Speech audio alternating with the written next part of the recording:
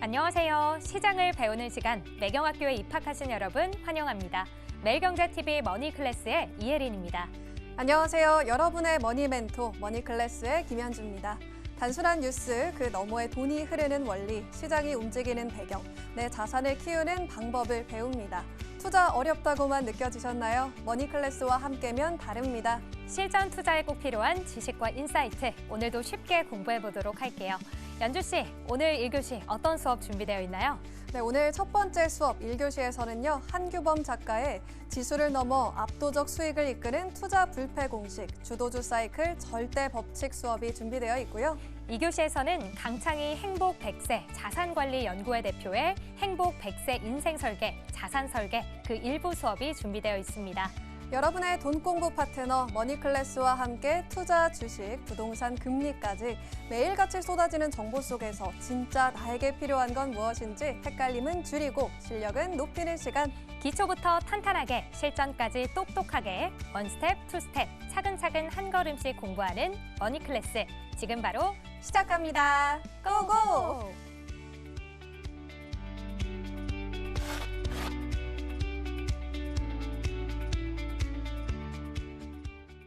네, 머니클래스 문을 활짝 열어보겠습니다. 아무리 시장이 흔들리더라도 이 속에서 100% 넘게 상승하는 주도주는 항상 나오기 마련이겠죠. 그래서 우리의 투자 성패는 결국 이 주도주에 언제 올라타고 언제 내리느냐가 될 텐데요.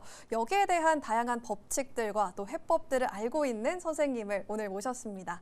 오늘은 한규범 작가님과 함께합니다. 작가님 안녕하세요. 예, 안녕하세요. 네, 반갑습니다. 우리 작가님이 또 머니클래스에서는 처음 뵙고요. 네. 우리 시청자분들 몇몇 분들은 또 주도주 사이클의 절대 법칙 저자로 알고 계실 겁니다. 그런데 혹시나 또 처음 보는 시청자분들을 위해서 소개 한번 부탁드릴게요. 예, 안녕하세요. 저는 한규범이라고 하고요. 저는 2008년도에 이제 증권사에 입사를 해서 올해로 한 17년 차가 되고요. 투자 자문사에서 이제 리서치와 주식 운용을 했습니다. 제가 이번에 한국과 미국의 25년간의 주도주를 연구한 주도주 사이클 절대 법칙이라는 책을 출간을 하게 되었고요. 이렇게 출연을 하게 되었습니다. 초대해 주셔서 감사합니다. 네, 오늘 다양한 인사이트들 네. 한번 배워보려고 합니다. 우리 선생님이 또 1000개가 넘는 기업들을 직접 발로 뛰면서 다 네. 탐방을 해보셨고 네. 여기에서 알게 된 법칙들을 우리가 배워볼 수 있는 거잖아요. 네. 그래서 오늘 수업의 주제도 선생님의 저서와 같은 이 주도주 사이클 절대 법칙인데 이 책들의 핵심 포인트를 우리가 쏙쏙 알아갈 수 있는 시간이다. 이렇게 이해를 하면 될까요? 네, 뭐 일단 책에서 제가 간단하게 말씀을 드리면 일단 네. 주도주가 어떻게 탄생이 되고 또 어떻게 이제 끝나는지 거기에 대해서 제가 연구 결과 이제 어떤 일정한 사이클이 있다. 일단 일정한 생애 주기를 가진다라는 게 제가 그 연구 결과이고요. 네. 이제 책에서 그런 부분을 좀 상세하게 다뤘습니다. 그래서 뭐 핵심 메시지로 말씀을 드리면은 주도주는 계속 바뀐다. 영원한 것은 없다. 또 네. 주도주는 시장과 무관하게 수익이 난다. 뭐 이렇게 생각하시면 될 것 같습니다. 네, 여기에 대한 더 자세한 내용들 오늘 선생님과 함께 상세하게 한번 짚어볼 거고요. 그렇다면 우리 주도 섹터의 기초부터 함께 짚어보겠습니다. 우리 선생님이 25년 동안의 이 방대한 데이터를 분석했다 이렇게 알고 있는데 한국이랑 미국의 주도 섹터들이 지난 25년 동안 좀 어떤 변화의 모습들을 보여줬나요? 네, 일단 2000년 이후에 뭐 일단 한국 시장부터 보시면 이제 IT 통신주부터 해서 건설, 조선 그리고 이제 그 2008년에 금융위기 이후에 이제 제가 이제 입사한 해인데요. 이제 차화정, 자동차, 화학, 정유주가 이제 주도주였고 그다음 화장품, 바이오, 그다음 뭐 반도체 슈퍼 사이클도 있었고요. 그 이후에 이제 코로나 때 이제 언택트 관련주로 뭐 네이버, 카카오 등이 있었고 그다음 2차 전지가 있었고요. 바로 얼마 전에 조선 방산 원전 조박원이라고 하죠. 이게 주도 섹터로 이제 대세주가 되었고, 그다음 그 이후 현재는 이제 반도체라고 누가 뭐라도 현재는 반도체인 상황이고요. 미국도 마찬가지로 뭐 섹터의 종류는 다르지만 매년 몇 년의 주기로 계속 이제 변화해 왔습니다. 그렇다면 이게 또 항상 주도주는 바뀌고 여기에서 수익률을 강하게 내는 섹터와 종목들은 등장하기 마련인데 네. 지금 선생님의 데이터에 따르면 주도 섹터들은 어떤 특징을 가지고 있는 거고 또 수익률은 어떤지도 저희가 데이터로 한번 살펴볼 수 있을까요? 네, 좀 더 분석적으로 보시면 이제 한국 1위 업종의 연평균 수익률은 100%를 상회하고요. 표에는 없지만 이제 상위 5개 업종의 평균 수익률은 70%를 상회합니다.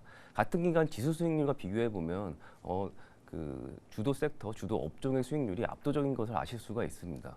미국 시장도 마찬가지인데요. 과거 23년간의 1위 업종의 수익률, 평균 수익률이 120%를 상회합니다.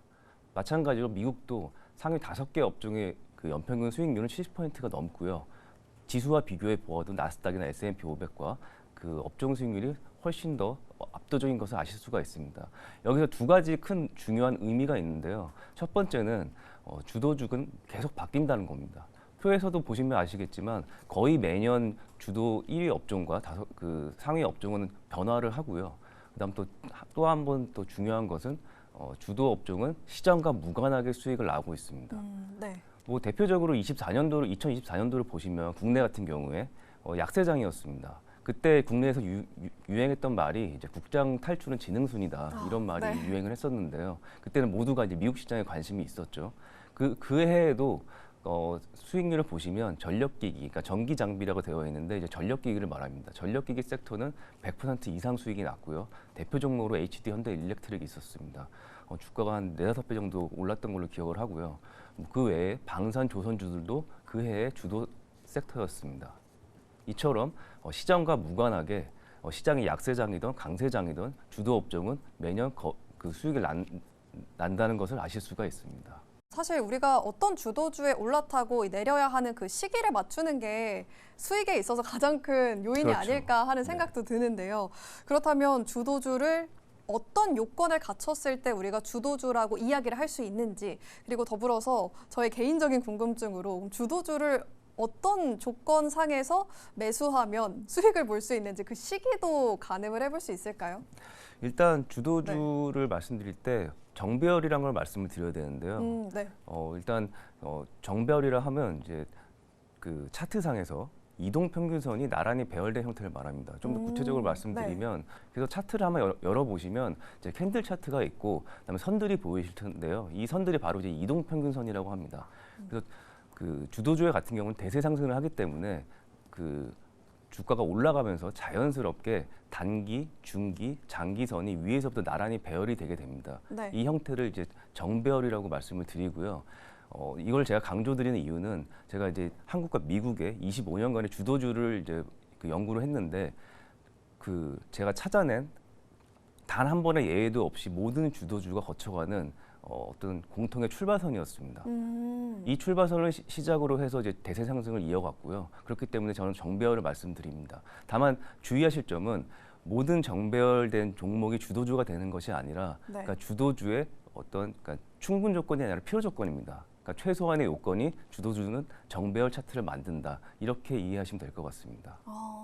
또 한 가지 개념을 저희가 배웠습니다. 이 정배열이라는 요건을 갖췄을 때 주도주인지 확인할 수 있는 하나의 핵심적인 요건이 된다라는 거고요. 다만 정배열을 갖췄다고 해서 반드시 주도주는 아니라는 점도 꼭 기억을 해둬야 될 것 같아요. 맞습니다. 그리고 선생님의 책에서 또 한 가지 굉장히 흥미로웠던 개념이 공세 종말점이라는 부분이었어요. 이게 원래 아무리 강한 군대더라도 계속해서 전쟁이 지속되다 보면 언젠가는 이 병력이 소모될 수밖에 없다라는 네. 개념인데 우리 선생님이 이런 부분들을 주식시장에 좀 접목을 해주셨거든요. 네. 그런 관점에서 본다면 공세 종말점이라는 내용은 좀 어떤 시각으로 이해를 해봐야 될까요? 제가 뭐 평소 전쟁사를 좋아하기 때문에 네. 이 내용을 이제 뭐 접목을 시키게 됐는데요. 이제 뭐 공격하는 부대가 뭐 이제 아무리 공격을 지속하려고 해도 결국은 뭐 보급의 한계, 병력의 소진, 또 체력의 한계 등에 의해서 더 이상 이어갈 수 없는 지점을 반드시 맞이하게 됩니다. 이 지점을 공세 종말점이라고 하고요. 이 지점을 기점으로 해서 수세로 전환하게 되는 거죠. 저는 이거를 이제 주도주도 마찬가지라고 봤습니다. 주도주도 대세 상승을 이어가면서 끝없는 뭐 가격 밸류에이션을 무시하면서 올라가지만 결국 어느 시점에 되면 이제 더 이상 주가가 올라가지 못하고 뭐 횡보를 하거나 아니면 결국은 조정을 맞는 구간을 맞이하게 됩니다. 그래서 저는 이 개념을 이제 마찬가지라고 봐서 주식시장의 적용을 시키게 되었습니다. 우리가 또 정배열 그리고 이 공세 종말점이라는 새로운 개념들을 함께 배워가면서 주식시장을 이해를 하고 있는데요. 아무래도 물론 우리 선생님이 워낙에 잘 이해되게 설명해 주시긴 했지만 실제 좀 예시를 통해서 이 개념들을 이해해 볼 수 있을까요? 네, 뭐 당장 차트를 먼저 보시면 네. 이게 HD 한국조선해양, 그러니까 지금 현대중공업이죠. 이게 2006년도의 차트인데요. 네. 차트를 보시면 표시가 되어 있습니다. 그 약 2006년 4월에 정배열이 완성이 되었고, 그리고 2007년 12월에 공세 종말점, 그러니까 주가가 이제 고점을 맞이하게 됩니다. 약 20개월간의 주가가 상승을 했고요. 제가 이제 어떤 이제 사이클을 말씀드리기 때문에 이제 사이클의 시작과 이제 끝이 있어야 되잖아요. 네. 그래서 그 정배열의 완성이 사이클의 시작이라고 보시면 되고요. 이 공세 종말점이 이제 끝이라고 보시면 됩니다. 시작과 끝에서 시작은 정배열, 네. 그리고 이제 끝이 공세 종말론이다. 네네. 이렇게 좀 정리를 해볼 수가 있을 것 같고요. 저는 들으면서 생각이 나는 게 계속해서 이 주도주가 바뀐다고 하셨잖아요. 그리고 어느 정도의 수명이 정해져 있다라고 한다면 네. 시장의 가장 핵심적인 가장 핵심으로 이끌어왔던 반도체 섹터도 네, 언젠가는 끝이 나는 건지 이런 의문도 좀 들더라고요. 그래서 선생님의 시각으로 봤을 때 지금 우리 증시는 이 사이클에 어느 정도 와 있는지, 그리고 그 가운데 핵심 주도주라고 할 수 있는 반도체는 좀 어디까지 왔는지 네. 그 전망을 한번 들어볼 수 있을까요?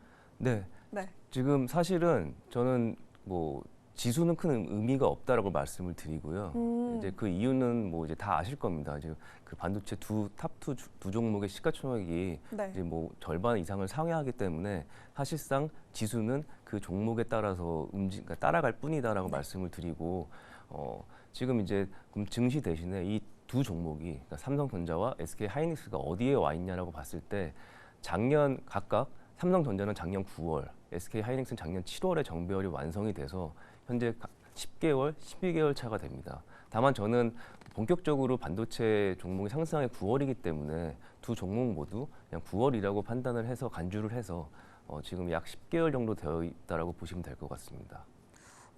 네. 그러면 지금 반도체 투톱이 10개월, 11개월 차라면 그 끝이 저희가 사이클 한 2년 정도로 생각을 해야 될까요? 한 1년 정도가 더 지나게 된다면 그때는 또 다른 주도주가 나타나고 반도체가 살짝 가라앉는 시기가 온다고 봐도 될까요?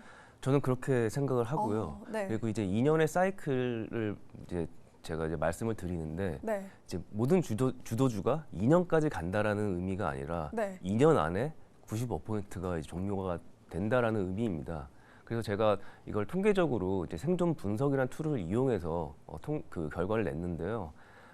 약 10개월 차에 50%가 이제 종료가 되고, 그리고 이제 1년 차에 이제 70%가 종료가 되고요. 95%의 주도주가 2년 안에 종료가 되는 결과가 나타났습니다.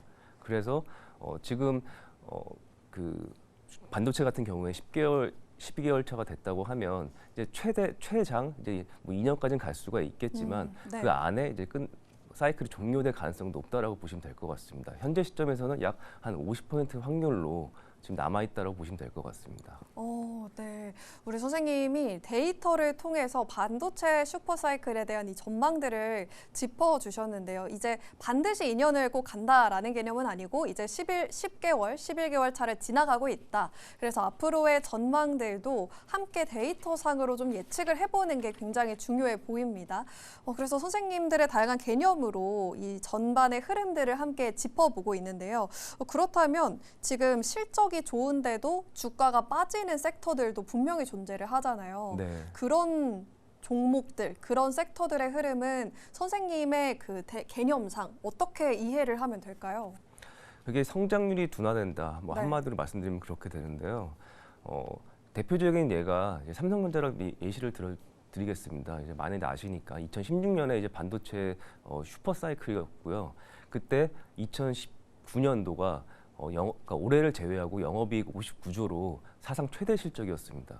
하지만 그 주가는 2018년 말에 이미 고점을 형성해서 그 이후로 주가가 더 이상 상승하지 못하고 횡보를 하게 됩니다. 그리고 결국 조정을 맞게 되는데요.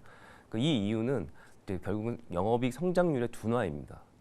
2018년도 해가 2017년 대비해서 약 80% 이상 영업이 성장을 했고요. 그리고 2019년에는 한 10% 정도밖에 성장을 못했습니다. 하지만 그때 기사를 보시면 사상 최대 실적이라고 계속 그런 게 나왔는데 주가는 더 이상 올라가지 못했습니다. 네. 바로 이 성장률의 둔화가 실적은 좋은데 왜 주가는 더 가지 못하지에 대한 답이 되겠습니다. 네. 정말 저도 이 업황 자체를 살펴보면서 특히나 뭐 조선이나 방산이나 이런 쪽은 네. 수주가 계속 찍히는데도 그만큼 탄력이 없는 거예요. 그래서 이게 확실히 반도체 쪽에 쏠리니까 그런가 보다라고만 좀 간략하게, 얄팍하게 좀 이해를 하고 있었는데 선생님들의 이 분석을 들으니까 이게 어떻게 보면 좀 이 둔화라는 사이클 속에서 나타나는 현상인가 보다라는 좀 이해를 하게 됩니다.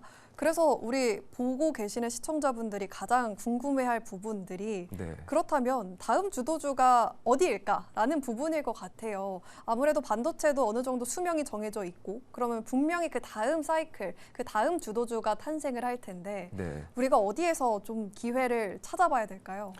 저도 그거를 알아서 콕 집어서 네. 말씀드리고 싶은데요. 네. 사실 현재 시점에서는 아직은 반도체 한복판에 있다라고 보시면 될 것 같습니다. 아직 저는 뭐 데이터를 기반으로 말씀드리기 때문에 네. 현재 이제 그 다음 주도주에 대한 아직은 정확한 지표가 나타나지는 않은 상황이고요. 다만 제가 판단할 때 제가 생각하는 걸 말씀드리면 2차 전지가 가능성이 좀 있지 않을까라고 보고 있습니다. 이제 그 이유는 결국 실적인데요. 이제 올해까지는 실적이 그렇게 좋지는 않지만 이제 ESS라는 이제 AI 관련된 게 붙었고요. 그리고 내년부터 현재 지금 그 추정 실적으로는 턴어라운드 할 것으로 보고 있기 때문에 다음 주도주가 될 가능성은 있다라고 판단을 하고 있습니다. 그 외에도 로봇이 또 다음 주도주가 될 수 있지 않을까라고 판단을 하고 있습니다. 네, 지금 다음 주도주에 대한 기회들 여전히 원탑은 반도체겠지만 그 다음 기회를 2차 전지 쪽에서 찾아볼 수 있겠다. 그리고 그 근거가 실적에 있다라고 말씀을 해주셨어요. 그래서 지금 7월 중순을 지나가고 있는 시점에서도 삼성 SDI나 LG 에너지솔루션과 같은 2차 전지 쪽의 대장주들이 그래도 반등하는 움직임을 좀 보여주고 있거든요. 거기에 핵심적인 이유가 AI 데이터 센터에 이제 ESS 수주가 계속해서 들어온다라는 점들 우리 선생님이 짚어주셨던 부분인데 그럼 물론 선생님께서 막 미래를 내다보시는 분은 아니지만 네. 2차 전지 쪽에서 우리가 어떤 종목에 가장 기회가 있다라고 보실까요? 사실은 지금 말씀하신 종목이 맞을 것 같고요. 네. 네, 그 실적들이 그 두 종목이 지금 올해가 그렇게 실적이 좋지 못하는데 네. 내년부터 턴어라운드 하는 건 왜냐하면 그 수주 받았던 것들이 실적이 이제 찍히니까요. 네. 그렇기 때문에 가장 가능성이 높지 않나 뭐 이렇게 저는 판단을 하고 있습니다. 하지만 거듭 말씀드리면 저는 네. 예측을 하기보다는 네. 이제 그 지표를 확인하고 대응을 하기 때문에 저는 이제 그렇게 현재 시점에서는 그렇게 말씀드릴 수 있을 것 같습니다. 네. 2차 전지 쪽에서는 우리가 대장주들이죠. 삼성 SDI와 LG 에너지 솔루션 위주로 해서 실적이 탄탄할 만한 종목들을 눈여겨보시는 것도 좋겠다. 참고를 해주시면 되겠습니다. 우리 선생님이랑 같이 이 공세 종말전부터 해서 정배열의 요건들을 통해서 어떻게 하면 주도주의 흐름을 읽어볼 수 있는지 여기에 대해서 배워보고 있어요. 그렇다면 우리가 정말 다양한 이야기들을 나눴는데 선생님의 이 인사이트 중에서 이것만은 꼭 기억했으면 좋겠다 하는 부분들이 또 있을까요? 제가 서두에 말씀드린 부분인데요. 네. 일단 주도주는 계속 바뀐다. 그래서 영원한 것은 없다. 그것을 꼭 기억해 주셨으면 좋겠고요. 또 이제 투자 하나의 방법론으로 이제 주도주는 시장과 무관하게 수익을 내기 때문에 너무 뭐 개별 종목이나 이런 거를 찾으실 수도 있겠지만 주도주를 찾는 방법도 하나의 그 좋은 투자 방법론이 될 수 있다. 그리고 또 중요한 건 주도주를 찾기 어렵지 않습니다. 주도주는 시장에서 알려줍니다. 반도체 같은 경우도 이미 연초부터 계속 얘기가 나왔었고요.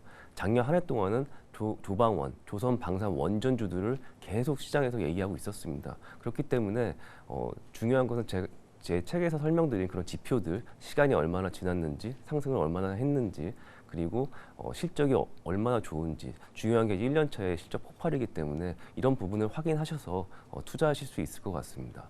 네, 우리가 이번 수업에서 꼭 알아야 할 부분들을 짚어봤습니다. 제가 선생님의 이야기를 들으면서 이런 부분은 왜 그렇지 하는 좀 물음표가 생긴 부분이 있어서 추가적으로 하나 더 질문을 드릴게요. 우리 선생님이 지금 주가, 주도주들이 2년 정도의 사이클을 뛴다라는 계산을 해주셨는데 그 2년이라는 숫자가 왜 나온 건가요? 일단 제가 1년 차에 네. 그 2년의 주구를 봤을 때 네. 이제 1년 차에 실적이 폭발한다 네. 그걸 말씀드렸잖아요. 대신에 2년 차에 성장률이 둔화하게 됩니다. 이게 일종의 이제 성장률의 역설인데 1년 차에 실적 성장률이 너무 좋다 보니까 2년 차에는 그 성장을 따라갈 수가 없는 거죠. 예를 들어서 100억 벌던 회사가 200억을 벌고 그 다음에 300억을 벌면 이제 성장률은 첫 해가 100%가 되고 2년 차에 50%가 됩니다. 사실은 외견상 보면 성장을 계속 이어가고 있고 외형은 계속 성장을 하고 있는 건데 성장률 자체는 100%에서 이제 50%를 둔화하게 되는 거죠. 저는 책에서 이거를 이제 2년에 그 종료가 되는 핵심 개념으로, 그러니까 핵심 이유이자 핵심 개념을 델타 음전환이라고 말씀을 드리는데요. 계산을 해보면 이제 두 번째 해에 50%에서 첫 번째 100%를 빼면 이제 마이너스 50%가 됩니다. 이게 바로 2년 차에 델타가 음전환된다라고 말씀을 드리고 있고요. 이것이 바로 2년에 끝나는 이제 핵심 이유가 되겠습니다. 네. 결국에는 2년쯤에 이렇게 성장률이 둔화된다라는 이야기를 들었을 때 또 생각이 나는 게 네. 마이크론이 실적을 발표하고 빅테크 기업들이 실적을 발표해도 이제 시장은 웬만큼 그 어닝 서프라이즈에 어닝 서프라이즈를 기록하지 않는 이상 막 그렇게 주가가 급등하지 않더라고요. 이런 맥락도 그런 흐름에서 좀 해석을 할 수 있을 것 같습니다. 이 개념을 델타 음전환이라고 정리를 해주셨고요. 지금 우리가 다양한 키워드들을 통해서 시장의 흐름 같이 읽어가고 있는데 그 우리 선생님이 이번 수업에서 꼭 기억을 해야 되는 핵심적인 요소로 주도주는 어쨌든 계속해서 변화한다라는 지점이 있잖아요. 그러면 또 궁금한 게 우리 주변에 저희 어머니 아버지도 그렇고 한 10년 이렇게 20년 장기 투자를 하는 분들이 많이 계세요. 그냥 네. 묻어놓고 안 보겠다 이런 투자자분들도 꽤 많이 계시는데 오히려 이렇게 10년, 20년 너무 장기 투자를 하기보다는 한 2년 정도 계속 주도주의 흐름을 읽어가면서 포트폴리오를 바꾸는 게 더 현명한 건지 궁금하고요. 그래서 우리 투자자분들이 꼭 기억하면 좋을 투자의 방법들을 한번 정리해 주실 수 있을까요? 저는 이제 2년의 사이클을 네. 기억하셔서 이제 투자 포트폴리오, 종목 포트폴리오를 변경하시는 방법론을 제안을 드리고요. 이제 그 이유는 사실 사이클이 끝났다고 해서 완전히 그 종목이 끝나는 것은 아닙니다. 어떤 종목들은 여러 차례 거쳐서 계속 그 사이클이 계속 그 반복이 되고요. 네. 이제 대표적으로 그런 글로벌 기업 중에 애플, 테슬라, 엔비디아 같은 종목이 있겠고 국내에도 삼성전자나 현대차가 몇 번을 거쳐서 사이클을 반복을 했습니다. 물론 이런 종목들은 그 장기 투자하고 이제 우량주라고 할 수 있겠고 소위 이제 텐베거 종목들이 이런 종목이라 할 수 있겠는데요. 이제 확률적으로 이런 종목을 골라내기가 매우 쉽지 않습니다. 그래서 저도 한국과 미국의 200여 개의 주도주를 연구를 했지만 사실 대부분의 경우는 그때를 기점으로 해서 더 이상 회복을 못하거나 그런 경우가 훨씬 많았습니다. 그렇기 때문에 저는 이제 어떤 2년의 사이클을 기억하셔서 지금 주도주를 투자를 하지만 이것이 그 가끔 투자를 하시다 보면 어떤 이 종목이 영원히 갈 것 같다라는 어떤 그런 믿음이 생기기도 하거든요. 그래서 그 실제로는 그렇지 않다는 걸 기억하셔서 종목 포트폴리오를 조금 변경하시는 것도 제가 추천을 드리겠습니다. 네, 오늘 선생님과 같이 이 주도주의 사이클 계속해서 변화를 하고요. 여기서 3가지 핵심적인 키워드들도 얻어갈 수 있었습니다. 우리가 특히나 기억을 해야 되는 게 이 정배열이라는 키워드에서 시작을 해서 결국에 이 종료의 시그널은 공세 종말점에서 얻을 수 있다라는 거고요. 또 2년이라는 이 사이클이 정해진 그 이후에는 델타 음전환이라는 키워드도 함께 자리를 하고 있었습니다. 오늘 선생님이랑 같이 이 주도주의 사이클 어떻게 이해를 하면 될지 좀 쉽게 얻어가 봤고요. 더 자세한 내용들 만나보고 싶은데 또 별 기회가 있으면 좋겠습니다. 오늘 또 한규범 작가님과 함께했습니다. 오늘 말씀 고맙습니다. 네, 감사합니다.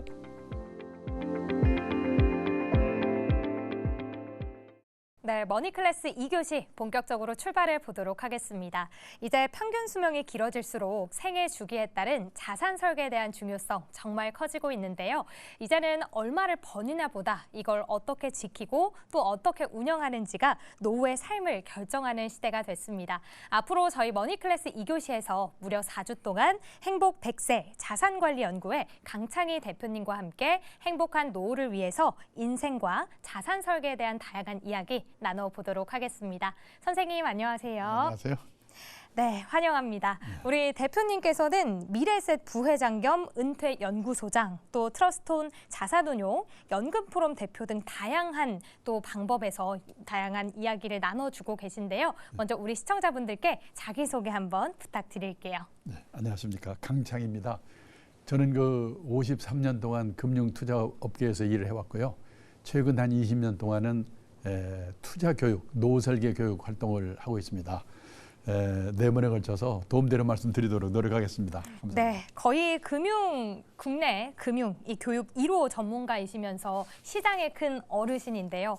우리의 노후를 지킬 수 있는 방법을 오늘 더욱더 자세하게 또 들어볼 수 있을 것 같은데요. 그럼 저희 오늘 1화인 만큼 어떤 주제 가지고 오셨을지 함께 체크해 보도록 할게요. 네. 오늘 어떤 내용 준비해 주셨을까요? 네, 이 100세 시대에 저는 자산 설계를 하더라도 인생 설계에 맞게 해야 된다고 생각하는데, 그래서 인생 설계, 자산 설계에 대한 제 일부를 말씀드리는데, 네. 제가 그동안 경험해온 여러 가지 연령대별로 어떻게 해야 되고, 그다음에 이 투자에 따르는 리스크는 어떻게 이렇게 방어를 해야 되는가, 이런 식의 얘기를 하겠습니다. 네, 좋습니다. 네, 이제 본격적으로 저희 공부 시작해 보도록 하겠습니다. 대표님, 지금 현재 우리나라의 국민 평균 수명 84세를 넘어가고 있습니다. 65세 이상의 경제활동 참가율도 꾸준히 늘어나고 있는데요. 이렇게 고령화 사회의 진행도가 좀 크게 늘어나고 있는 만큼 노후에서 어떤 불안 요소들이 좀 있을까 궁금한데 몇 가지가 있을까요? 네, 우선 그 노후의 3대 불안이라고 저는 말씀을 드리는데, 네. 첫째가 돈이고, 둘째가 건강, 네. 셋째가 외로움이거든요. 근데 물론 이제 사람마다 다르겠지만은 저 같은 경우는 나이가 들어서 그런지 건강이 제일 걱정이에요. 주위에서 이렇게 보면은 부부가 같이 또는 혼자 이렇게 아파가지고 고생하는 분들이 많거든요. 근데 사실 건강도 또 돈과 관련이 되거든요. 네. 그러니까 돈, 건강, 외로움이 뭐 거의 같은 비중으로 3대 불안에 속한다. 이렇게 말씀드릴 수 있겠습니다. 네, 3대 불안, 돈, 건강, 외로움을 꼽아주셨는데 무언가 다 연쇄적으로 움직이는 것 같아요. 그래서 대표님께서는 이제 노후를 준비하실 때 물론 실물 자산과 이 금융 자산도 중요하지만 인적 자산이 굉장히 중요하다라고 강조를 해주셨거든요. 많은 사람들이 인적 자산은 좀 간과를 하고 있는 것 같아요. 네. 일단 이 인적 자산이 무엇이고 저희가 어떻게 이 인적 자산을 키워 나가야 될까요? 네, 말씀대로 이제 그 아까 앞에 말씀드린 3대 불안에 대비하기 위해서 돈, 건강, 외로움에 대비하기 위해서 자산 관리를 잘해야 되는데, 우리가 갖고 있는 자산에는 3가지가 있는데, 첫째가 실물 자산, 대부분이 부동산이죠. 네. 그다음에 두 번째가 금융 자산인데요. 우리나라는 거의 대부분이 부동산밖에 없는 게 큰 문제예요. 부동산이 나쁘다는 게 아니고 부동산밖에 없는 게 문제다. 그건 나중에 뒤에서 또 말씀드릴 겁니다. 네. 그리고 또 하나 많은 분들이 간과하고 있는 게 뭐냐면 인적 자산, 자기 자신이거든요. 그러니까 우리가 이 현역 시절에는 물론이고 퇴직 후에도 뭔가 일을 하게 되는데 그 일을 하는 게 얼마나 중요한가 하는 게, 특히 퇴직 후에는요, 돈 때문에도 그렇지만은 부부의 화목을 위해서도 그렇고 뭔가 보람 있는 노후를 위해서도 뭔가 자기 자신 일을 해야 되는데, 그래서 그걸 저를 인적 자산이라고 얘기를 합니다. 네. 아무래도 저희가 지금 돈을 벌고 있는 것도 앞으로 내가 잘 살아가기 위한 자본에 대한 준비일 텐데 그만큼 우리가 인적 자산을 잘 키워가야 한다라고 이야기를 해주셨어요. 그쵸. 어떻게 이 인적 자산을 저희가 키워나갈 수 있을까요? 네. 그 인적 자산은 현역 시절에는 직장인으로서 일에 성공해야 되고, 그다음에 퇴직한 후에는 모자라는 생활비 때문에도 그렇지만은 또 부부 화목을 위해서 그렇고, 그런 노후의 외로움에 대비하기 위해서도 또 일이 필요하다. 네. 그런 생각을 하는데, 사실 직장인들이 하는 일은요, 엄청난 금융 자산이거든요. 일하게 되면 우리 아나운서님도 월급 나오죠, 보너스 나오죠, 퇴직금 나오죠, 그렇잖아요. 네. 그래서 직장인들은 일에서 성공해야 돼요. 그래서 저는 가장 큰 투자 엔진은 자신의 직업이다. 그렇게 이 얘기를 하거든요. 그리고 퇴직을 한 후에도 모자라는 생활비 때문에도 그렇고 그다음에 부의 화목을 위해서도 그렇고 뭔가 요즘 100세 시대가 되다 보니까 퇴직 후에 일이 없고 역할이 없어가지고 공허해하는 분들이 많거든요. 그런 분들한테 필요한 게 또 일이거든요. 그래서 근데 이 일은 평생 준비를 하고 일을 해야 되는데 그래서 저는 뭐라고 얘기했냐면은 직장 생활 시작과 동시에 여러 가지 해야 될 중에 하나가 인적 자본 투자가 중요하다 그렇게 얘기를 합니다. 네. 자기 몸값 높이는 노력을 해야 된다. 그래서 현역 시절에는 직장인으로서 일에 성공하고 퇴직을 한 후에는 현역 시절에 여러 가지 경험을 통해서 노후에도 뭔가 그 돈이 되는 일이든 사회 공헌 활동이든 취미 활동이든 그걸 겸한 활동이든 뭔가 소일거리를 갖는 것도 중요하다.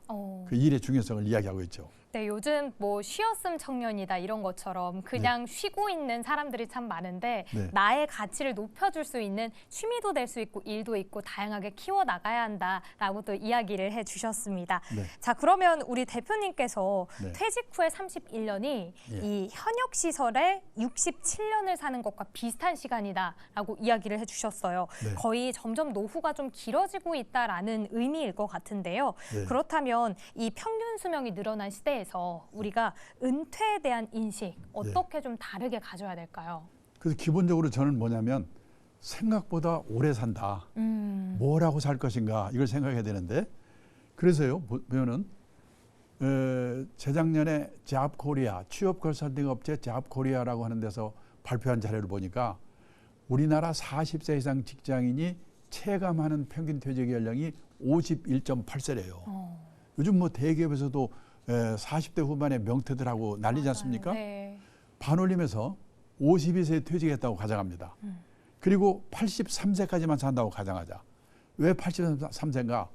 지금 우리나라 남녀 합해서 평균 수명이 83.7세거든요. 근데 우리가 알아야 될 게 뭐냐? 우리는 평균 수명에서 지금 내 나이 뺀 만큼 앞으로 더 살겠지. 이렇게 계산들을 하시는데 그러면 안 됩니다. 5명 중에 1명이 살아남을 확률, 그걸 뭐라고 하냐면 20% 생존 확률 연령이라고 하거든요. 네. 그러니까 20% 생존 확률 연령까지는 산다고 생각하고 노후 준비하는 게 상식이거든요. 그러면요, 예를 들어서 1980년생, 금년에 만 46세, 이분들의 20% 생존 확률 연령이 남자가 100살, 여자가 102살이래요. 그러니까 100세라는 게 그냥 하는 말이 아닙니다. 네. 또 하나 지표가 되는 게 뭐냐면 가장 많이 돌아가시는 나이, 그걸 최빈 사망 연령이라고 하거든요. 최빈 사망 연령이 92세래요. 그러니까 그 정도까지는 산다고 생각하고 노후 준비하는 게 상식이에요. 자, 그래도 평균 수명 83세까지만 산다고 가정해도 이 52세에서 83세까지 31년 얼마나 긴 세월인가. 하루가 24시간입니다. 네.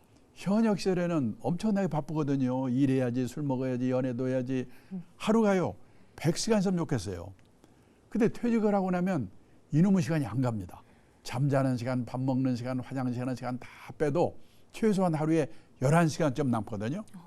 곱하기 365일, 1년입니다. 곱하기 31년. 이게 바로 12만 4,465시간이에요. 그러면은 12만 4,465시간이면 이게 어느 정도 길인가? 자, 지금요 직장인이 현역 시절에 일하는 평균 연평균 근로시간이 얼마냐면 1,859시간이에요. 그러면은 12만 4,465시간을 1,859시간으로 나누면 약 67년이 돼요. 느낌상으로는 퇴직하고 31년이 현역 시절에 67년에 해당한다. 100살까지를 생각하면요 말할 것도 없습니다. 네. 우리는 초등학교 다닐 때 하도 많이 들은 말이 있죠. 인생은 짧고 예술은 길다. 아닙니다. 앞으로는 인생도 무지하게 길고 예술도 길다. 네. 그러고 대책을 세워야 되는 건데 그 대책이 뭐냐? 도대체 생활비는 어떡하지? 그다음에 모자라면 어떡하지? 그다음에 부부 관계는 어떡하지? 그다음에 뭐 보람은 어떻게 찾지? 이 긴 인생을 생각해 봐야 된다는 거죠.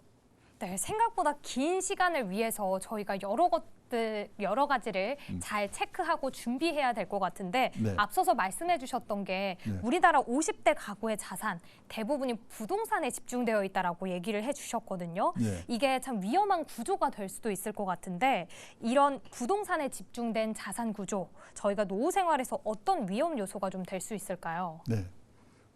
지금요. 인생에서 재산이 제일 많을 때가 퇴직 직전에 50대래요. 통계청 자료를 보니까 우리나라 50대 가구의 가구당 평균 총자산이 6억 6천이래요. 근데 빚이 있습니다. 부채 차입금이 평균 1억 1천. 빼면요. 5억 5천. 이게 순자산 자기 자본이에요. 언뜻 생각하면은 50대 후반에 재산이 5억 5천 정도 있으면 그럭저럭 먹고 살 수가 아닌가 이게 생각하시겠죠. 근데 문제는 5억 5천 중에서 살고 있는 집값을 포함한 부동산이 4억 6천이에요. 얼마 남습니까? 9천만 원 남잖아요. 그러게요. 이걸로 30년, 40년 어떻게 삽니까? 그러니까 9천만 원 갖고 주식 사서 뭐 튀겨볼까 했다 빵으로 만들거나 코인 산다고 지금 난리잖아요. 그러면요, 집을 팔아서 하면 될까 아니냐? 근데 그 집이 내 노후에 도움이 될까? 제가요, 일본에 근무할 때 알던 친구가 있는데 도쿄 수도권에 살고 있어요. 40년 넘게 28평짜리 아파트에. 근데 그 아파트를 1984년도에 우리 돈으로 계산해서요. 1억 2천만 원에 샀대요. 쫙 올라가지고 일본 집값이 제일 비쌀 때가 언제냐면 1991년. 일본 부동산 버블의 피크일 때. 그게요. 3억 6천만 원까지 올랐어요.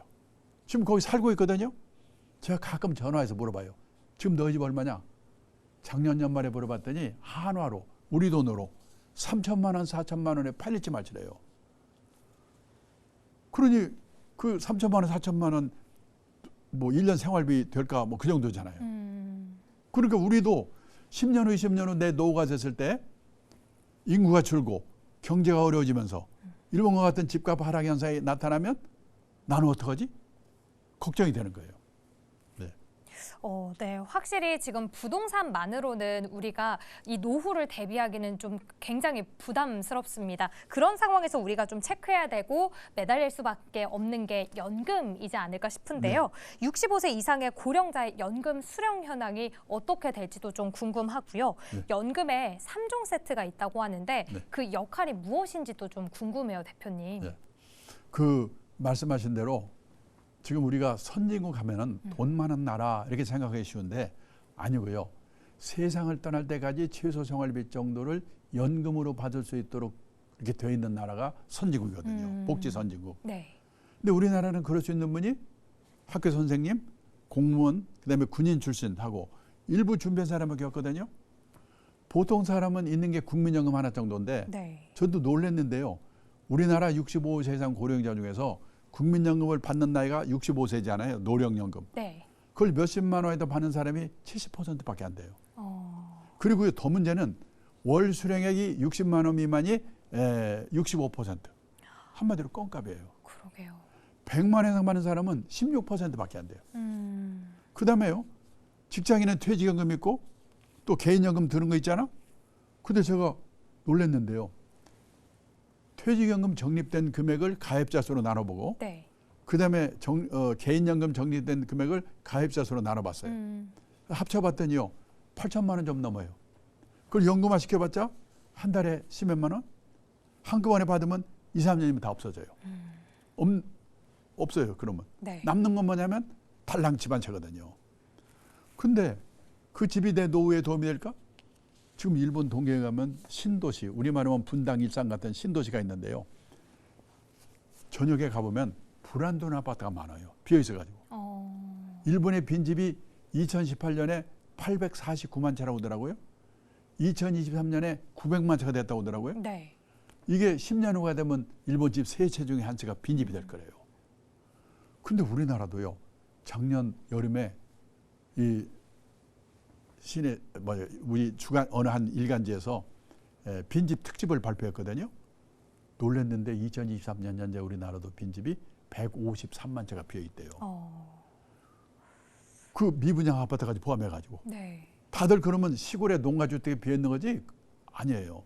대도시 한복판에도 빈집이 생겨요. 그래요? 도청이 있던 자리가 도청이 딴 데로 옮겨가 버리면 빈집이 생깁니다. 요즘은 지방도시도 가보면요. 외곽에 신도시가 생겨요. 인구가 주는데. 그럼 구도심에 있던 젊은 애들이 글로 이사 가고 구도심에는 노인분들만 남아있다가 돌아가시면 피는 거예요. 우리도 지금 일본처럼 빈집이 막 늘어나고 있어요. 네. 그러니까 이게 지금은 집 한 채 때문에 온 나라가 난리니까 집만 있으면 만사형 통일 같죠? 10년 후, 20년 후 내 노후가 됐을 때 일본과 같은 그런 장기 집값 하락 현상이 나타나면 내 노후가 어떻게 되지? 걱정이 되는 거예요. 대비를 해야 돼요. 네. 그러면 확실히 계속해서 부동산 걱정이 커지다 보니까 노후 관리를 할 수밖에 없다라고 계속 또 강조를 해주고 계시는데요. 그럼 그 이야기가 입구 관리보다는 출구 관리가 더 중요하다라는 이야기로 또 들리기도 합니다. 자산을 얼마나 모았느냐보다 어떻게 쓰는지가 굉장히 중요할 텐데 은퇴 후에 저희가 자산 관리를 할 때 가장 중요한 원칙 어떤 것들이 있을까요? 그러니까는 그 말씀대로 이제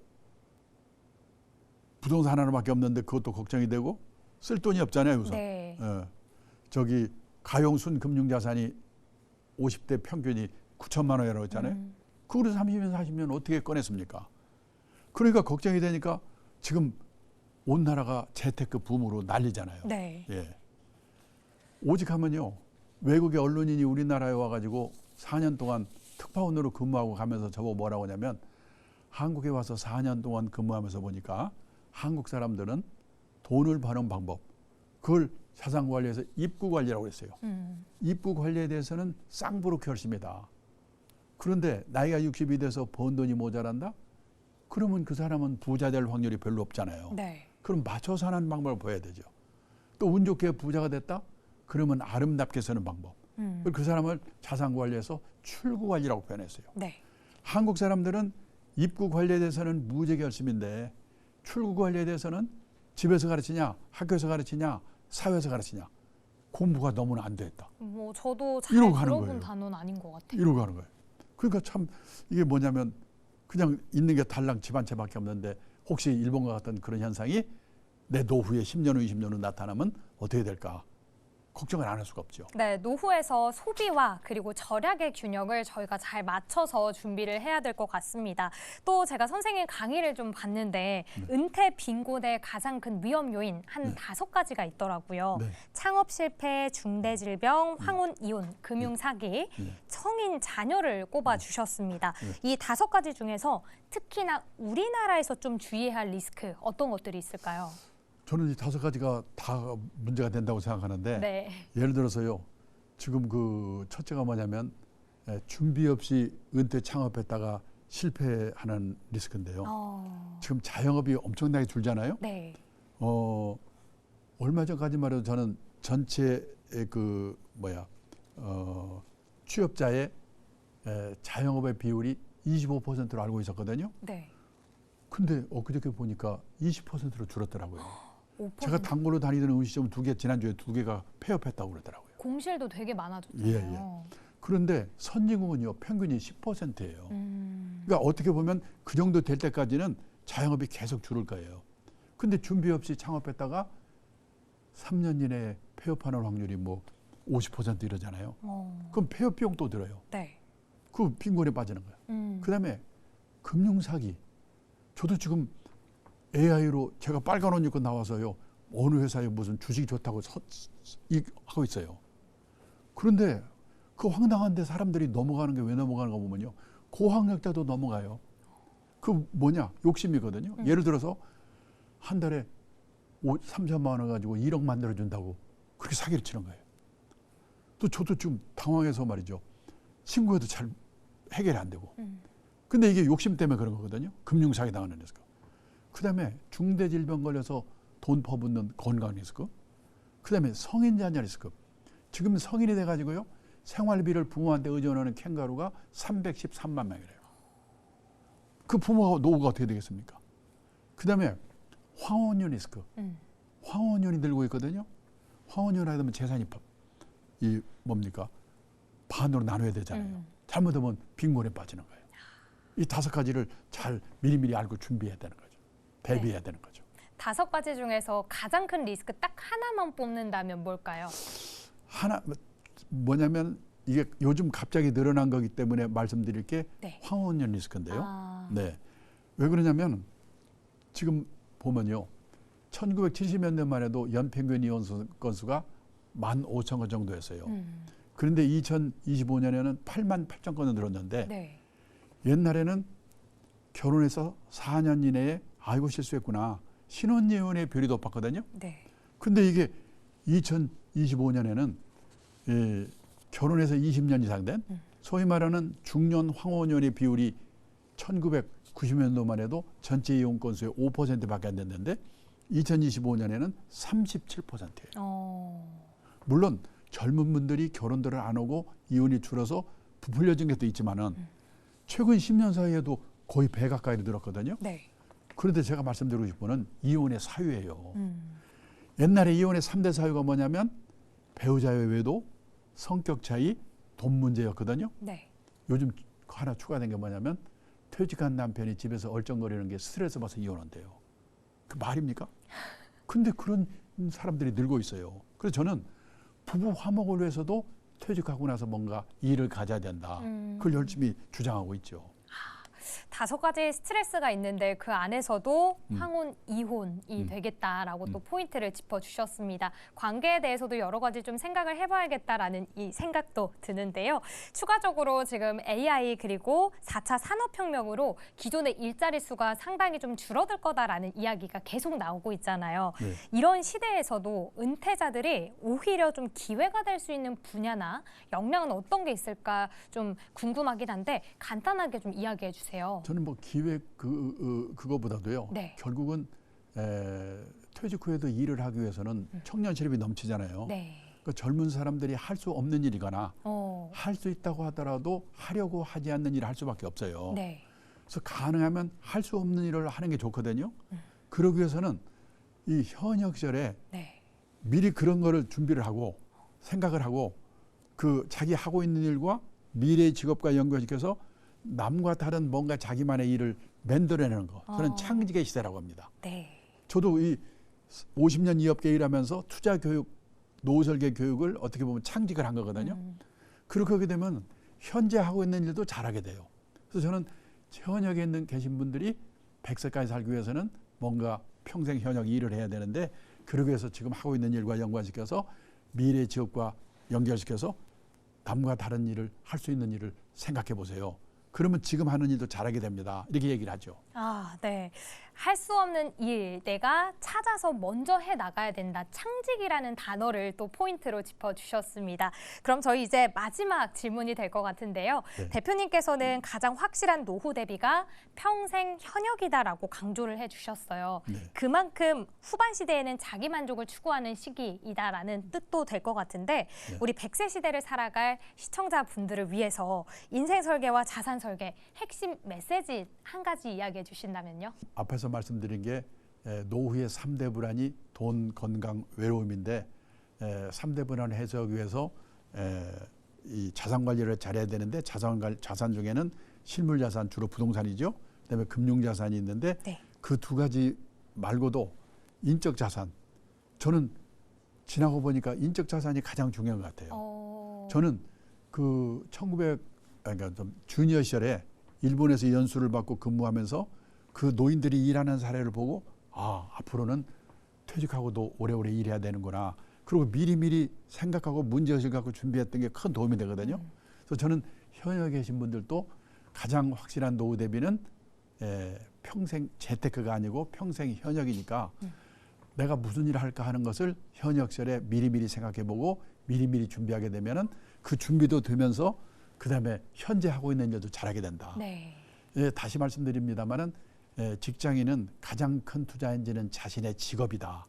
그 직업에서 성공하는 일이 다른 어떤 재테크보다 중요한 거다. 네. 이 말씀을 꼭 드리고 싶습니다. 네, 많은 분들이 기억을 해 주셔야 될 것 같습니다. 내 평생 직업이 나를 끝까지 이끌어줄 나의 가장 큰 자산이다라는 걸 포인트로 짚어주셨으니까요. 이 부분 꼭 기억해 보시고 저희 다음 또 2번째 화에서는 또 여러 가지 자산 설계에 대한 이야기 나눠볼 테니까요. 다음 시간도 많은 기대 부탁드리도록 하겠습니다. 선생님 고맙습니다. 네, 감사합니다.